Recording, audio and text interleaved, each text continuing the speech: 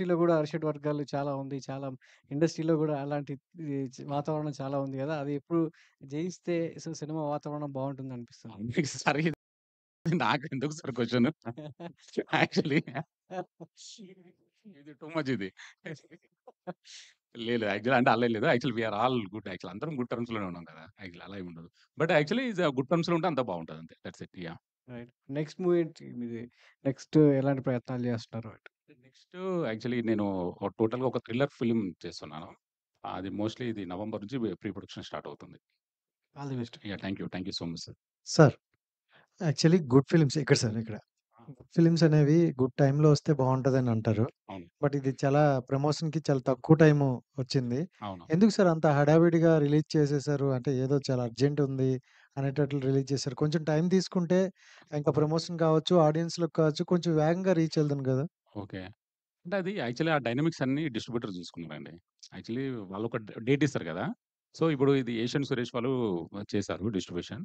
So, వాళ్ళు మిగతా films రావడం ఇవి అవి నెక్స్ట్ ప్రీవియస్ ఫిల్మ్స్. సో, మనకొక ప్లేస్‌మెంట్ ఏమిస్తారనేది టోటల్ ప్లేస్‌మెంట్ వాళ్ళదే ఉంటుంది. బట్ మనకు సడెన్‌గా పిలిచి డేట్ ఇచ్చారు.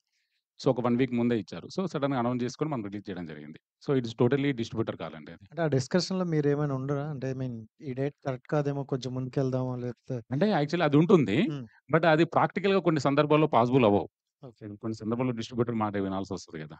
యెస్. యాక్చువల్లీ. సో, అలా అది వినాల్సొచ్చింది. కానీ మీ ప్రమోషన్ టైమ్‌లో హ్మ్. బీజేపీ వాళ్ళు, కాంగ్రెస్ వాళ్ళు చాలామంది ప్రమోషన్ చేశారు. అవును. అంటే పొలిటికల్‌గా ఏమైనా ఎఫెక్ట్ అవుతుందేమో అని అనుకోలేదా? ఎందుకంటే అంటే ఏమవుతది? అంటే ఎఫెక్ట్ అంటే ఎలా? కొంతమంది హ్మ్. ఓన్లీ అంటే సినిమా ఇదనేది పార్టీలకి గటా ఉండదు కదా! సంబంధం ఉండకుండా ఉంటది. So, yeah! మీరెక్కువగా రాజకీయ నాయకుల్ని తీసుకొచ్చి ప్రమోట్ చేశారు. ఓకే. అంటే అది ప్రమోట్ చేయలేదండి. అది యాక్చువల్లీ కొంచెం నా మీదున్న లవ్‌తో వాళ్ళొచ్చారు. యాక్చువల్లీ. సో, నేనెళ్లి ఇన్వైట్ చేసిన వెంటనే వచ్చారు యాక్చువల్లీ. అంటే దట్ ఈస్ అంటే సంథింగ్ అంటే నాకు వాళ్ళతో ఉన్న రిలేషన్ మీద వచ్చారు. అంటే సినిమా మీద ఎఫెక్ట్ అని నేను అనుకోలేదు. ఒక ఈవెంట్ పెడుతున్నాము. సో, నన్ను బ్లెస్ చేయడానికి రమ్మంటే వచ్చారలా. యాహ్! సో, అంటే ఇప్పుడు 2 మూవీస్ అయ్యాయి. అండ్ ఫస్ట్ మూవీకి దీనికి చాలా గ్యాప్ తీసుకున్నారు కదా! అవును. సో, నెక్స్ట్ మూవీకి గ్యాప్ తీసుకుంటారా? లేకపోతే ఏంటి మంచి కంటెంట్‌తో వస్తారా? వస్తే ఎలాంటి కంటెంట్‌తో వస్తారు? ఎందుకంటే ఈ లేదు. మధ్య కాలంలో అన్ని సినిమాలు యూత్‌కి బాగా కనెక్ట్ అయినట్టు వస్తున్నారు. బట్ మీరేమో ఇంకా మళ్ళీ ఇవన్నీ తీస్తున్నారు. సో, ఎలా? యాక్చువల్లీ నేను అంటే పేపర్ బాయ్ చేస్తున్న టైంలో నాకు పెళ్లి కాలేదు.